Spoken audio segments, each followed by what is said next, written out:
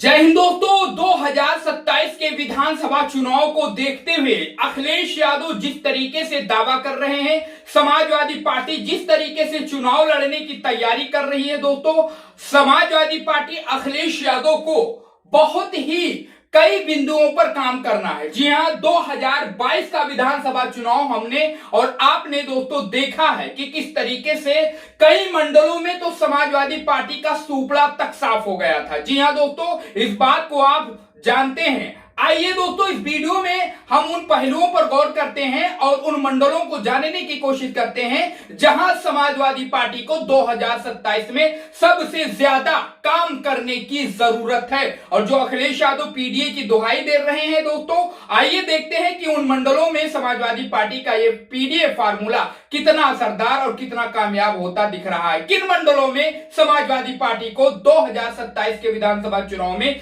सबसे ज्यादा काम करने की जरूरत है। आइए दोस्तों, उन्हीं के तरफ चलते हैं। उससे पहले हम आपसे छोटी सी रिक्वेस्ट करते हैं, चैनल को सब्सक्राइब करिए और वीडियो को ज्यादा से ज्यादा शेयर करिए। फिलहाल में उत्तर प्रदेश में अखिलेश यादव पूरी मजबूती के साथ और दावा भी कर रहे हैं और बीजेपी घबरा भी रही है अखिलेश यादव के दावे से, पीडीए की जो दुहाई दे रहे हैं। और नमूना उन्होंने 2024 के लोकसभा चुनाव में अखिलेश यादव ने दिखा दिया है। और जो ये अखिलेश यादव के बगल में नेता दिखाई दे रहे हैं दोस्तों, फिलहाल उत्तर प्रदेश में समाजवादी पार्टी के सबसे बड़े चेहरों में इनका शुमार हो सकता है। अवधेश प्रसाद अयोध्या के सांसद हैं दोस्तों और पिछड़े दलित समाज से आते हैं और अखिलेश यादव हमेशा इनको अपने बगल में, अपने पास में बिठा के रखते हैं।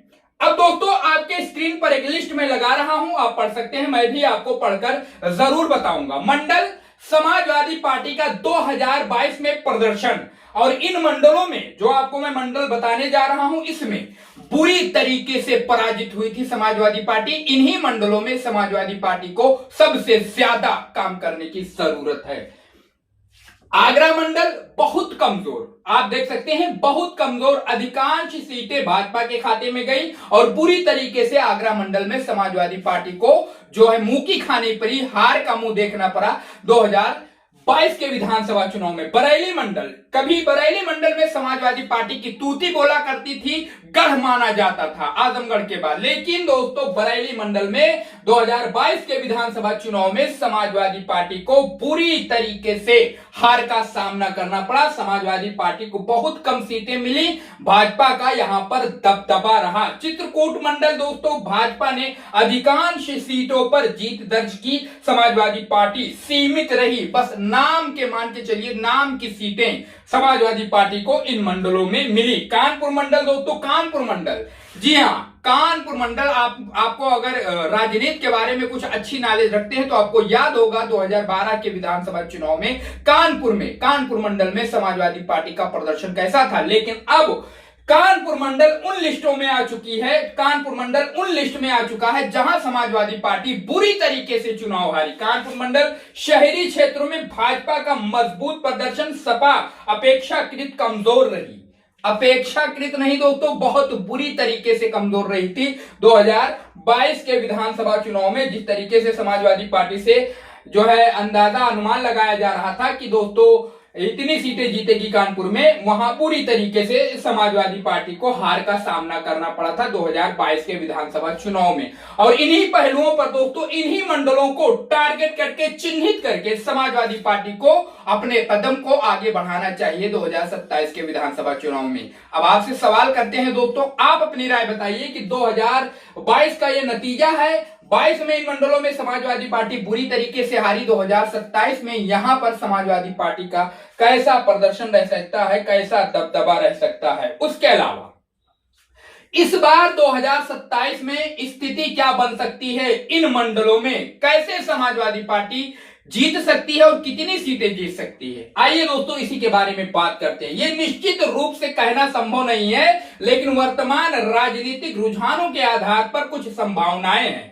जी हाँ दोस्तों, पश्चिमी और मध्य उत्तर प्रदेश में यदि समाजवादी पार्टी अपने पीडीए पिछड़ा दलित अल्पसंख्यक सामाजिक समीकरण को मजबूत बनाए रखती है तो उसे 2022 की तुलना में कुछ लाभ मिल सकता है। उसके अलावा आगरा और बरेली मंडल में भाजपा अभी भी मजबूत मानी जाती है, लेकिन यदि विपक्षी वोटों का बिखराव कम हुआ तो मुकाबला कड़ा हो सकता है। मतलब यही है दोस्तों कि विपक्षी वोटों का बिखराव कम हुआ। अब यहीं पर दोस्तों मायावती जी की बात याद आ जाती है, मायावती जी की याद आ जाती है, क्योंकि मायावती के पास दोस्तों 12 से 13% वोट बैंक है। और वो वोट बैंक मान के चलिए कि 2024 के बाद मायावती जी के पास 10% वोट बैंक रह गया और बिखराव हो गया, लेकिन फिर भी 10% वोट मायने रखता है। और इसमें जो आकलन में कहा जा रहा है दोस्तों कि आगरा और बरेली मंडल में भाजपा अभी भी मजबूत मानी जाती है, लेकिन यदि विपक्षी वोटों का बिखराव कम हो, विपक्षी मतलब समाजवादी पार्टी, इंडिया महागठबंधन, बीएसपी, मायावती, चंद्रशेखर, ओवैसी, यही सारे लोग हुए विपक्ष में दोस्तों, और इनके वोट में अगर बिखराव नहीं होता है तो मुकाबला कड़ा हो सकता है, समाजवादी पार्टी अच्छा प्रदर्शन कर सकती है। बुंदेलखंड, झांसी, चित्रकूट मंडल में भाजपा की संगठनात्मक बढ़त अभी भी महत्वपूर्ण है, इसलिए सपा के लिए चुनौती बनी रहेगी। जी हाँ दोस्तों, ये जो बरेली, बुंदेलखंड, झांसी, चित्रकूट मंडल है, यहां पर समाजवादी पार्टी तब भी पछड़ी हुई थी, अब भी पछड़ी हुई है। और वहां जो एनडीए बीजेपी का संगठनात्मक जो उनके कार्यकर्ता हैं बिल्कुल जमीन पर हैं, उसी तरीके से समाजवादी पार्टी को भी अपने कार्यकर्ताओं को जमीन पर उतारना होगा 2027 के विधानसभा चुनाव में। तभी दोस्तों अखिलेश यादव के दावों में, जो दावा कर रहे हैं अखिलेश यादव सपा प्रमुख, इनके दावों में दम दिखेगा 2027 के विधानसभा चुनाव में। मैंने आपको बताया कि जिन मंडलों में समाजवादी पार्टी बुरी तरीके से हारी थी, उन मंडलों में इस बार 2027 में अगर समाजवादी पार्टी, या यूं कह लिया जाए कि विपक्षी वोटों का बिखराव नहीं होता है, तो समाजवादी पार्टी बड़ी जीत दर्ज कर सकती है, या एनडीए बीजेपी को इन मंडलों में मुकाबला कांटे का बना सकती है, टक्कर दे सकती है। आपकी क्या राय है दोस्तों? आप भी अपनी राय कमेंट बॉक्स में जरूर बताइए। चैनल को सब्सक्राइब करिए और इस वीडियो को दोस्तों ज्यादा से ज्यादा शेयर करिए।